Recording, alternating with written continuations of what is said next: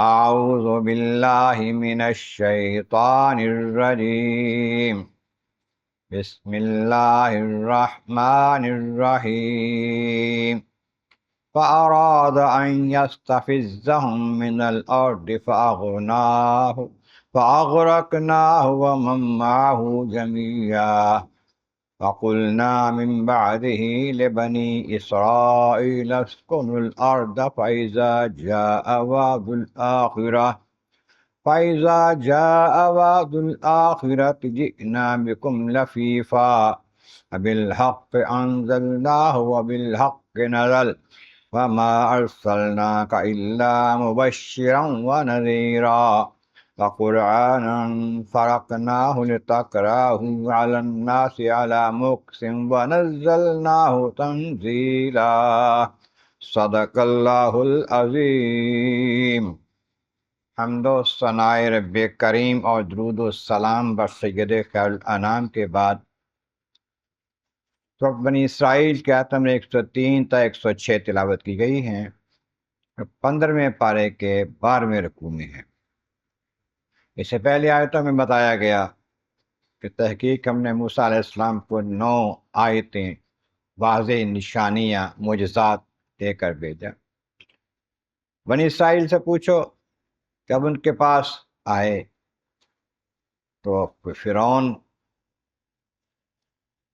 کہنے لگا، اے موسیٰ، میں سمجھتا ہوں کہ تم پر جادو کیا گیا ہے۔ موسیٰ علیہ السلام نے فرمایا کہ بات یہ ہے کہ تمہیں پتہ ہے کہ جو میں لایا ہوں اللہ کی طرف سے لایا ہوں، تمہیں علم ہے یہ کتاب یا میرا پیغام اللہ کی طرف سے ہے اور یہ واضح ہے، تو مانتا نہیں ہے، جھٹلاتا ہے، تو میں سمجھتا ہوں کہ تو برباد ہونے والا ہے، ہلاک ہونے والا ہے۔ اب فرمایا کہ فاراد ان یستفزہم من الارض، اس نے ارادہ کیا کہ ان لوگوں کو، یعنی کہ ایمان والوں کو، موسیٰ علیہ السلام اور پر ایمان لانے والوں کو زمین سے نکال دیں۔ زمین سے مراد بعض لوگوں نے کہا کہ یہاں مصر ہے،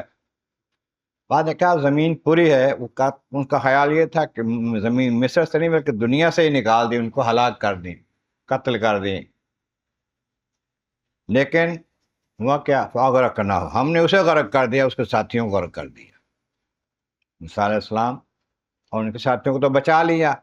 لیکن اس جو چاہتا تھا کہ ہلاک کریں گے موسیٰ علیہ السلام ساتھیوں کو، اس کو ہلاک کر دیا اور برباد کر دیا، اس کے ساتھیوں کو بھی ساتھ۔ اس کے بعد ہم نے موسیٰ علیہ السلام کی قوم سے، بنی اسرائیل سے کہا، اب رہو اس زمین میں جہاں سے تم نکلے ہو، اس میں رہو، پھر جب وعدہ آئے گا آخرت کا، پھر ہم تم سب کو اکٹھا لے آئیں گے، مسلمانوں کو بھی دوسروں کو بھی، پھر وہاں پر جا کر الگ الگ کریں گے میدان معاشر میں۔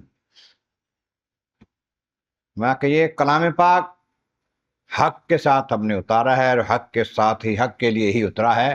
یہ حق ہے اور یہ ثابت رہے گا، قائم رہے گا، اس میں کوئی کمی بیشی نہیں ہے، نہ راستے میں کسی نے، شیطان نے کوئی تبدیلی اس میں کی ہے، نہ کر سکا ہے، نہ قیامت تک کر سکے گا۔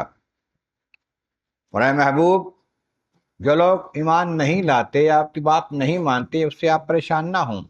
اس لیے کہ ہم نے تو آپ کو بھیجا، ارسلناک الا مبشرا ونذیرا، صرف آپ کو بھیجا ہے خوشخبری دینے کے لیے اور ڈر سنانے کے لیے۔ پیغام دے دیں کہ جو مان جائے گا آپ کی بات کو، جو آپ کی غلامی اختیار کر لے گا، ایمان لے آئے گا، اس کے لیے جنت کی خوشخبری دے دیں۔ جو نہیں مانے گا، مخالفت کرے گا، حق کے خلاف ڈٹے گا، اس کو بتا دو کہ تیرے واسطے دوزخ کا عذاب ہے۔ اور پھر قرآن پاک جو ہے ہم نے جدا جدا کر کے اتارا ہے، صورتیں، آیتیں الگ الگ کر کے، اکٹھا کلام پاک پہلی کتابوں کی طرح نہیں آیا، پوری کتاب بھیج دی ہے، کتاب لکھی ہوئی، تھوڑا تھوڑا کر کے صورتیں، آیتیں کر کر کے اتارا ہے، تاکہ آپ ٹھہر ٹھہر کے آرام آرام سے لوگوں کو پڑھ کر سنائیں، اچھی طرح سے سمجھ آئے لوگوں کو۔ اور ہم نے اس کو اتارا ہے رہ کر، تھوڑا تھوڑا کر کے اتارا ہے، ایک دم نہیں اتارا۔ 23 سال میں تقریباً قرآن پاک نازل ہوا، کہ تھوڑا تھوڑا کر کے حضور کے پاس آیا، جیسا جیسے ضرورت ہوئی حضور کے پاس اتنی آیتیں بھیج دی گئیں، اتنی صورت بھیج دی گئی جس کی ضرورت ہوئی، جو موقع ہے اس کے مطابق بھیج دیا گیا۔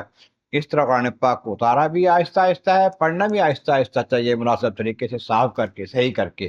حضور کا بھی یہی حکم ہے اور امت کے واسطے بھی یہی بہتر ہے تو واضح کر کے پڑھیں، صاف کر کے پڑھیں، سمجھ کر پڑھیں، تو یہ پڑھنے کا زیادہ فائدہ ہے اور بہتر ہے۔ اللہ تبارک و تعالیٰ کی بارگاہ عالم مرد مولا کریم، محبوب کریم کا صدقہ قرآن کریم کا فہم اور اعمال صالح نصیب فرما۔ وآخر دعوانا ان الحمد للہ رب العالمین۔